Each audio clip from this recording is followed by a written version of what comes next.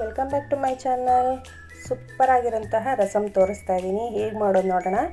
ಮೊದಲಿಗೆ ಒಂದು ಚಿಕ್ಕ ಜಾರ್ಗೆ ಸ್ವಲ್ಪ ಹುಣಸೆಹಣ್ಣು, 1 ಸ್ಪೂನ್ ಜೀರಿಗೆ, ಮೆಣಸು ಮತ್ತು ಬೆಳ್ಳುಳ್ಳಿ, ಒಂದು 4ರಿಂದ 5 ಬ್ಯಾಡಗಿ ಮೆಣಸಿನ್ಕಾಯಿನ ಸೇರಿಸ್ಕೊಂಡಿದ್ದೀನಿ.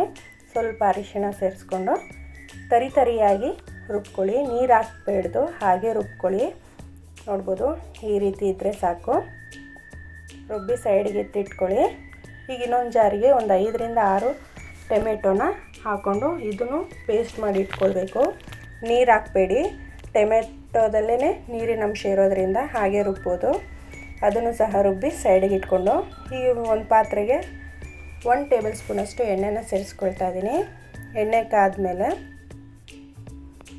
ಸಾಸಿವೆ, ಜೀರಿಗೆ, ಒಣಮೆಣಸಿನ್ಕಾಯಿ ಮತ್ತು ಕರಿಬೇವನ್ನ ಸೇರಿಸ್ಕೊಂಡಿದ್ದೀನಿ. ಒಗ್ಗರಣೆಗೆ ಸೇರಿಸ್ಕೊಂಡು ಕರಿಬೇವು ಸಿಡಿದಾದ್ಮೇಲೆ ಈಗ ರುಬ್ಬಿಟ್ಕೊಂಡಿರೋಂತಹ ಆ ಪೌಡರ್ನ ಸೇರಿಸ್ಕೊಳ್ತಾ ಇದ್ದೀನಿ. ಸೇರಿಸ್ಕೊಂಡು ಲೋ ಫ್ಲೇಮ್ ಮಾಡಿಕೊಂಡು ಚೆನ್ನಾಗಿ ಫ್ರೈ ಮಾಡ್ಕೊಳ್ಳಿ.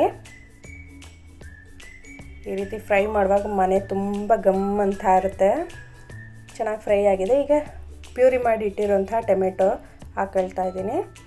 ಇದನ್ನು ನೀರು ಹಾಕೊಳ್ದೇ ಚೆನ್ನಾಗಿ ಫ್ರೈ ಮಾಡ್ಕೊಳ್ಳಿ. ಒಂದು 2ರಿಂದ 3 ನಿಮಿಷ. ಅದು ಹಸಿ ವಾಸನೆ ಎಲ್ಲ ಹೋಗೋವರೆಗೂ, ಸ್ವಲ್ಪ ಲಿಕ್ವಿಡ್ ನೀರಿನ ಅಂಶ ಎಲ್ಲ ಆವಿ ಆಗೋವರೆಗೂ ಚೆನ್ನಾಗಿ ಫ್ರೈ ಮಾಡ್ಕೊಳ್ಳಿ. ಫ್ರೈ ಮಾಡಿಕೊಂಡು ನಿಮ್ಗೆ ಎಷ್ಟು ಬೇಕೋ ಅಷ್ಟು ನೀರನ್ನು ಸೇರಿಸ್ಕೊಳ್ಬೋದು. ಈ ರೀತಿ ಟೊಮೆಟೊ ರಸಮನ್ನ ಟ್ರೈ ಮಾಡಿ ನೋಡಿ. ಸೂಪರಾಗಿರುತ್ತೆ. ಮನೆಯವ್ರಿಗೆಲ್ಲರಿಗೂ ತುಂಬ ಇಷ್ಟ ಆಗುತ್ತೆ. ಈ ಚಳಿಗೆ ಬಿಸಿ ಬಿಸಿ ಕುಡಿತಾನೂ ಇರ್ಬೋದು, ಇಲ್ಲ ಅನ್ನದ ಜೊತೆನಾದರೂ ಸರಿ, ಒಳ್ಳೆ ಕಾಂಬಿನೇಷನ್ ಇರುತ್ತೆ. ಟ್ರೈ ಮಾಡಿ ನೋಡಿ. ಈಗ ನಿಮ್ಗೆ ಎಷ್ಟು ಬೇಕೋ ಅಷ್ಟು ನೀರು ಹಾಕ್ಕೊಂಡು ಮಿಕ್ಸ್ ಮಾಡಿಕೊಂಡು ರುಚಿಗೆ ತಕ್ಕಷ್ಟು ಉಪ್ಪನ್ನ ಸೇರಿಸ್ಕೊಳ್ತಾ ಇದ್ದೀನಿ.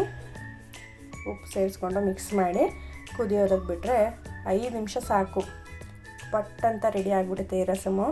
5 ನಿಮಿಷ ಕುದಿಸಿದ್ರೆ ಸೂಪರಾಗಿರೋಂಥ ರಸಮು. ಅನ್ನದ ಜೊತೆ ಹಾಗೆ ಕುಡಿಯೋದಕ್ಕಂತೂ ಸೂಪರಾಗಿರುತ್ತೆ.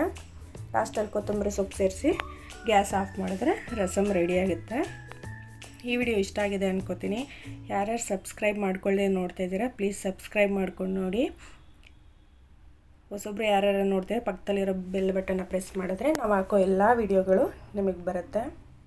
ಈ ರೆಸಿಪಿ ಒಂದ್ಸಲ ನಾನು ಟ್ರೈ ಮಾಡಿ ನೋಡಿ, ತುಂಬಾ ಇಷ್ಟಪಡ್ತೀರಾ. Thank you for watching.